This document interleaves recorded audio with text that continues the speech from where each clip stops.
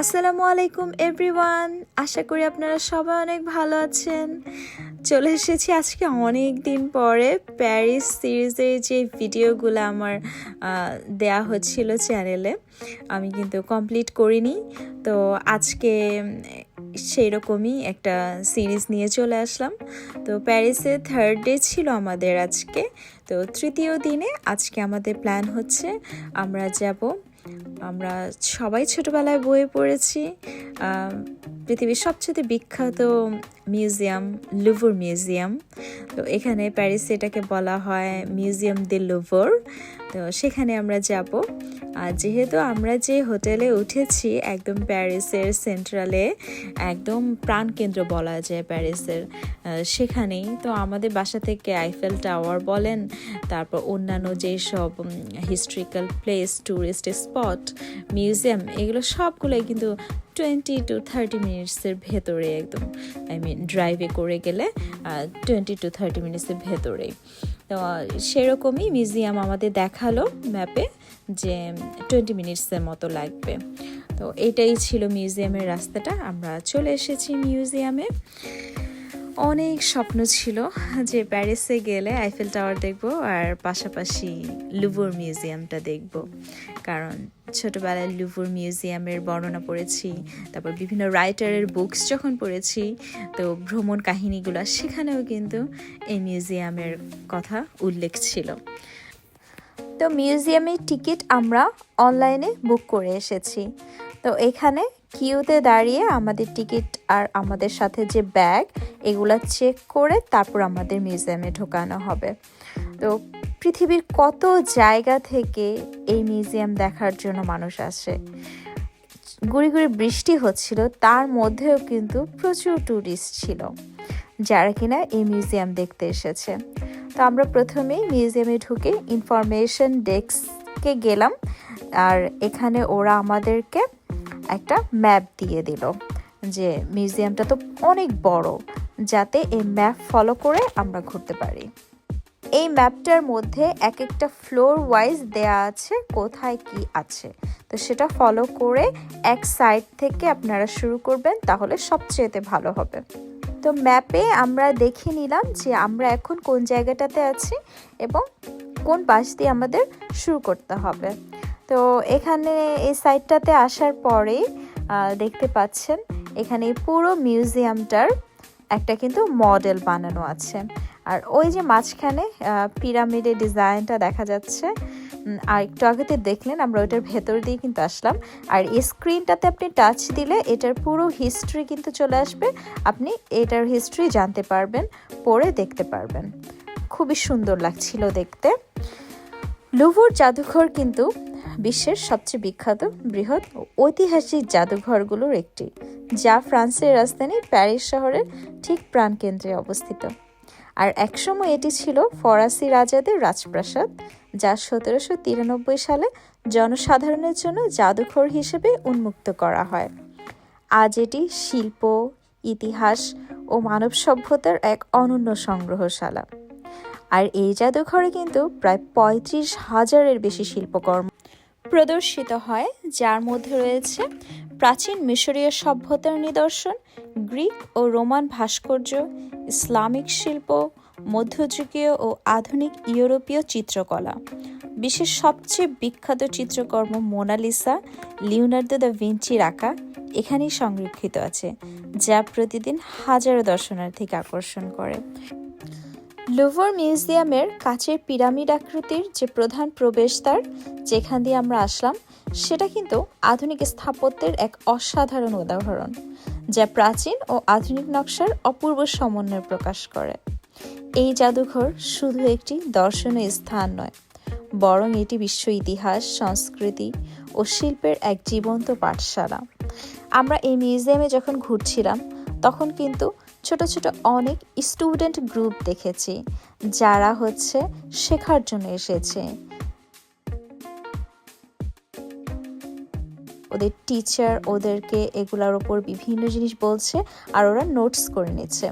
এইসব দেশে কিন্তু এইরকম দর্শনীয় স্থানগুলো ঘোরার পরে ওইটার ওপরে ওদের একটা কিছু লিখতে হয়, ওইটার উপর একটা থিসিস টাইপের, ডিসার্টেশন টাইপের এরকম থাকে, যে ওখান থেকে তুমি কি কি শিখতে পারলা, কি কি ছিল, প্রাচীন সভ্যতা সম্পর্কে জানা। আমি মনে করি এইরকম জিনিসগুলো আমাদের দেশের স্কুলেও যদি করা হতো, তাহলে বাচ্চারা তাদের মানসিক বিকাশে কিন্তু আরও হেল্প পেত স্কুলগুলা থেকে।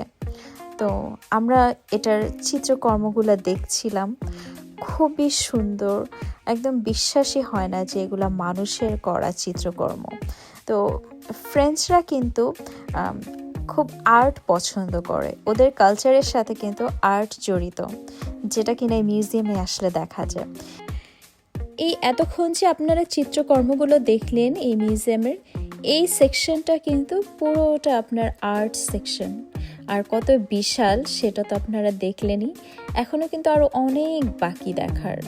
আসলে পুরো মিউজিয়ামটা ঘুরে দেখা, সারা দিন যদি টাইম নিয়ে আসা যায় তাহলে হয়তো বা সম্ভব। আর দুই পাশের ওয়ালেই কিন্তু প্রচুর চিত্রশিল্পীদের চিত্রকর্ম আছে। তো আমরা এগুলা ধরে হাঁটছিলাম, আর মোনালিসার পেন্টিংটা যেই কক্ষে আছে সেটার ইন্ডিকেশন কিন্তু দেয়া ছিল যে কোন দিকে যেতে হবে। তো অনেক ট্যুরিস্ট কিন্তু সেই দিকেই হাঁটছে, কারণ অনেক মানুষ পৃথিবীর অনেক জায়গা থেকে লিওনার্দো দা ভিঞ্চির এই মোনালিসাকে দেখতে আসে। এই তো এই কক্ষটাতেই কিন্তু মোনালিসার পেন্টিং রাখা, আর দেখতেই পাচ্ছেন কত মানুষের ভিড় এখানে। ছোটবেলায় আমরা কারো বাসায় গেলে অনেক জায়গাতেই কিন্তু দেখতাম যে মোনালিসার একটা পেন্টিং রাখা অনেকের বাসায়।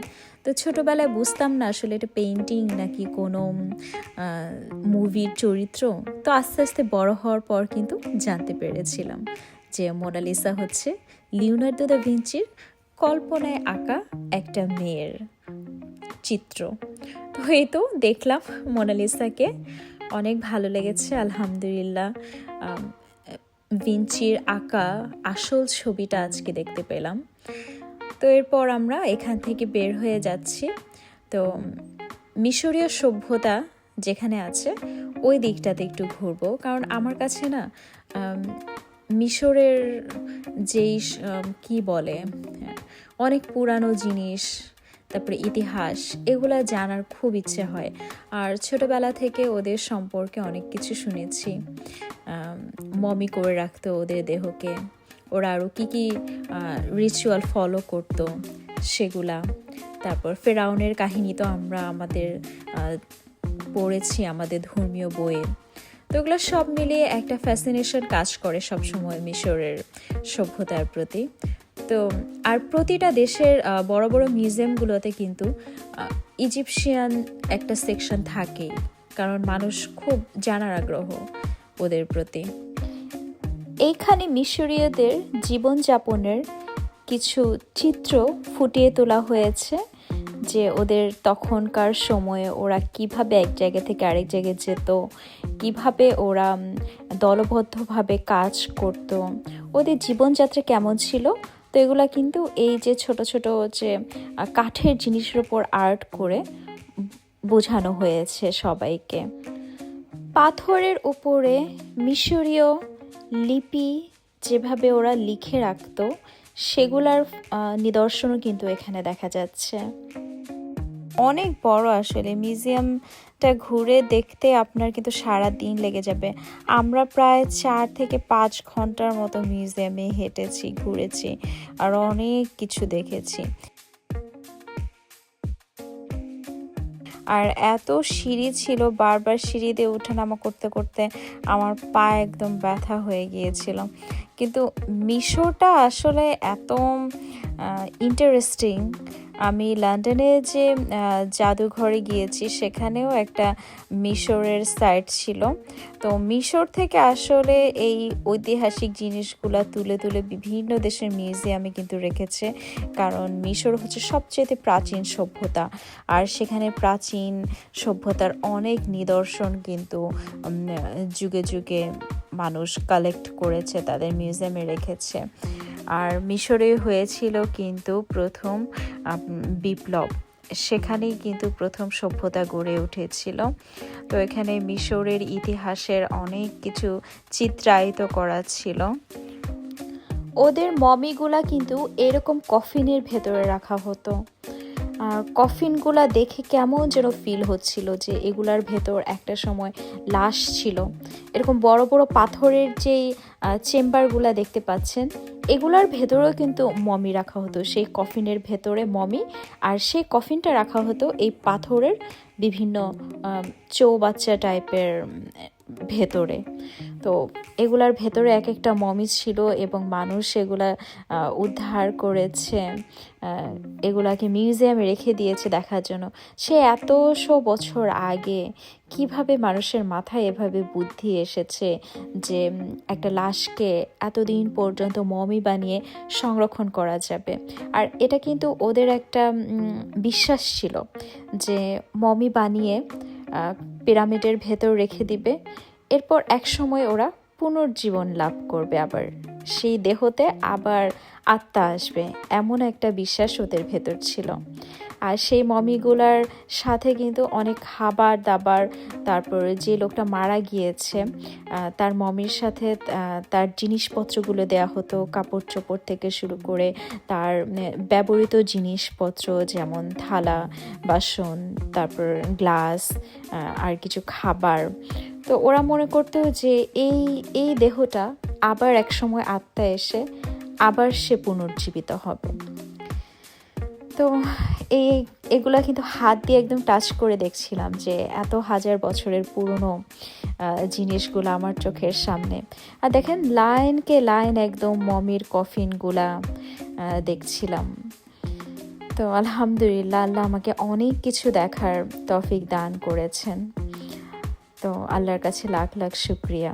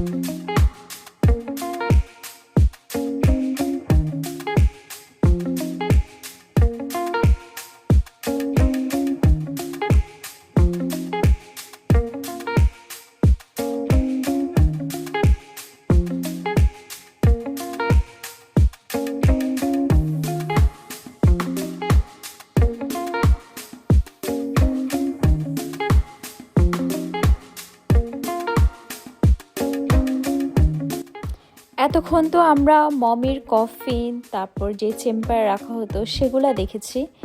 এখন দেখব রিয়েল মমি, একটা লাশ এত হাজার বছরের পুরানো, সেটা মমি করে রাখা, এবং কিভাবে তারা লিনেন কাপড় পেঁচিয়ে মমি করে রাখতো দেহটাকে, সেটা কিন্তু একদম আমার চোখের সামনে।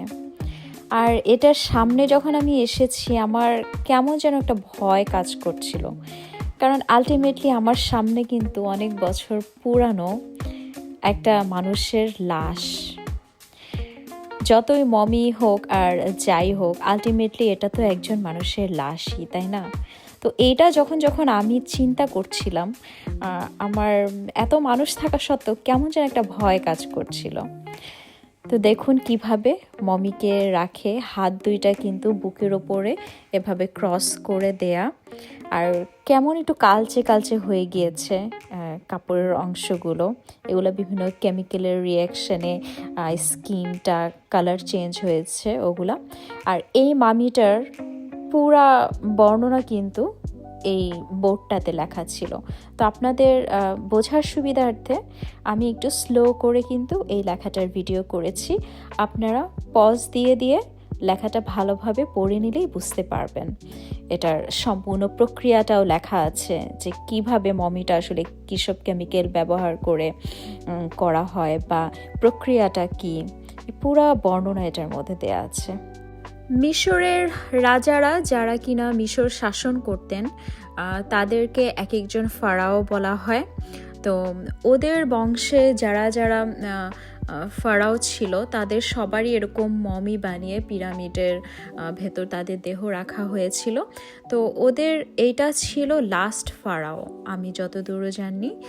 তো এই লাস্ট ফারাওয়ের বডিটাই, মমিটাই এই ফ্রান্সের মিউজিয়াম, লুভর মিউজিয়ামে এনে সংরক্ষণ করা হয়েছে।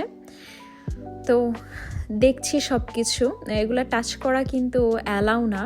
তো আমি একটু হালকা একটু টাচ করে আর কি, অনেক মন চাচ্ছিল যে এত বছর পুরনো একটা জিনিস আমি একটু অনুভূতি নিব, আমি একটু ধরবো আর কি, এই জন্যই ধরা। না হলে আপনি বেশিক্ষণ হাত দিয়ে রাখলে কিন্তু ওদের সিকিউরিটি এসে অবশ্যই আপনাকে বলবে যে প্লিজ টাচ করো না, তোমরা অ্যালাউ না। কারণ স্বাভাবিক একটা মিউজিয়ামে জিনিস রাখা, সেটা যদি মানুষের হাত লেগে বা নষ্ট হয়ে যায়, এটা কিন্তু মোটেও উচিত না।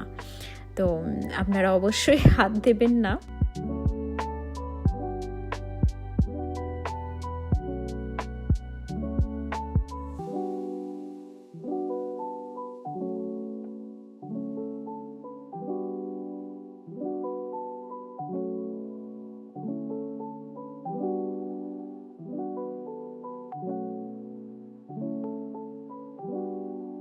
তো অনেকক্ষণ হাঁটাহাঁটি করলাম, আমরা দুজনই প্রচণ্ড টায়ার্ড হয়ে গিয়েছি, আর হাঁটতেই পারছিলাম না। তো আমরা বের হওয়ার রাস্তা খুঁজছিলাম। তো এখান দিয়ে বের হতে হতে এই জায়গাটা দেখছিলাম যে রিকনস্ট্রাকশন করছে। তো জায়গাটা খুব সুন্দর ছিল, আমি আবার কতগুলো পিকচার নিলাম এখানে। আর এই জায়গাটাতে কিন্তু একটা হিডেন ছোট্ট কুয়া ছিল, এটা অনেক পুরানো একটা কুয়া। আর পাশে কিন্তু সেফটি বজায় রাখার জন্য একটা নোটিশ দেয়া ছিল, তো ওটাও দেখলাম।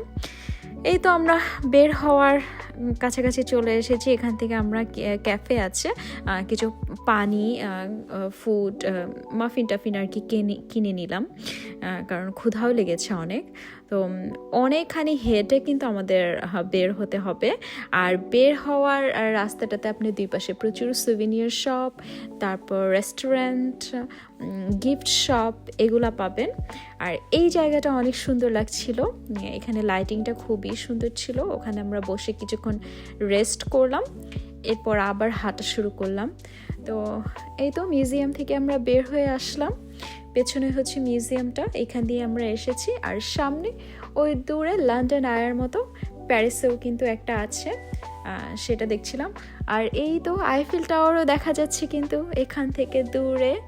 তো আর এই কি বলে লন্ডন আয়ের মতো যে জায়গাটা, প্যারিস আই বলি আমি, এটার ঠিক নিচেই কিন্তু একটা ক্রিসমাস মার্কেট ছিল। লন্ডনে যে ছোট ছোট বিভিন্ন ক্রিসমাস মার্কেটগুলো থাকে, আমরা যাই, তো ওই রকমই একটা ছিল। প্যারিসেরটাও দেখলাম সেমই, লন্ডনের মতোই লেগেছে আমার। তো ভালো লাগছিল এই জায়গাটা পেয়ে, কারণ এখানে আমরা কিছু খেতে পারবো, যেহেতু অনেকক্ষণ আমরা মিউজিয়ামের ভেতরে ছিলাম, একটু হাংরি হয়ে গিয়েছিলাম। বাট এখানে তো হালাল অপশন খুবই কম, তো খেতে পারবো না আমরা বেশি কিছু। তো দেখি কি পাই আমরা, কি খাওয়া যায়। এখানে অনেক অ্যাক্টিভিটি ছিল বাচ্চাদের, বড়দের। তো দেখছিলাম বাচ্চারা আইস স্কেটিং করছিল, তারপর বড়রা বিভিন্ন রাইডের ওপর চড়ছিল, বাচ্চারাও চড়ছিল। আর দুই পাশেই হচ্ছে সব খাবারের দোকান। তো আমরা চুরোস পেয়ে গেলাম, চিন্তা করলাম চুরোসটা খাই, কারণ ক্রিসমাস মার্কেটে আসলে, উইন্টার ওয়ান্ডারল্যান্ডে গেলে চুরোসটা কিন্তু মাস্ট, এটা খাওয়াই হয়। তো বছরে একবার এরকম একটা মার্কেট হয়, এরকম ফেস্টিভ মুড আসে, তো খাওয়া দাওয়া করতে একটু ভালোই লাগে আসলে। আর ঠান্ডাও কিন্তু ভালোই ছিল, তো ঠান্ডার মধ্যেও খুব ভালো লাগছিল আমাদের। এখানে আমরা একটু চুরোস নিয়ে নিলাম, আর চুরোসগুলো এত বড় বড় ছিল, আর একটা প্যাকেটের মধ্যে অনেকগুলো চুরোস ছিল। আমাদের দুজনের জন্য কিন্তু এটা অনেক। তো এটা নাটেলা দিয়ে নিয়েছি আমরা, আর আমার হাজব্যান্ড আরেকটা ডেজার্ট আইটেম নিয়েছিল, ওটাও খুব মজা ছিল। এরপর আমরা আবার আইফেল টাওয়ারের সামনে একটু গিয়েছিলাম, একটু হাঁটাহাঁটি করেছি, ওগুলো আর ভিডিও করা হয় নাই। এরপর একবার রাতে ডিনার করে আমরা কিন্তু আমাদের হোটেলে চলে যাব। তো ডিনারের জন্য আমরা চলে এসেছি একটা ইটালিয়ান রেস্টুরেন্টে, ফ্রান্সে কিন্তু প্যারিসে বিশেষ করে অনেক ইটালিয়ান রেস্টুরেন্ট আছে, অনেক মজার মজার অথেন্টিক ইটালিয়ান খাবার। তো এখান থেকে মেনু দেখে আমরা দুইজন অর্ডার করে দিলাম। আমরা দুইজন দুই রকমের পাস্তা নিয়েছি। তো এটা ছিল আমার অ্যাপল জুস। আমার অ্যাপল জুসটা খুবই ভালো লাগে। আর ওদের টেবিলে দেখেন, ইটালিয়ান রেস্টুরেন্টের টেবিলে একটা পার্মেজান চিজের বাটি কিন্তু দেয়াই থাকে, কারণ পাস্তার সাথে পার্মেজান চিজটা কিন্তু খুব যায়, খুব মজা লাগে। তো ভিডিওটি দেখার জন্য আপনাদের সবাইকে অনেক ধন্যবাদ। আশা করি আমার ভিডিওটি ভালো লেগেছে। সবাই খুব ভালো থাকবেন আর আমাদের জন্য দোয়া করবেন। ধন্যবাদ সবাইকে।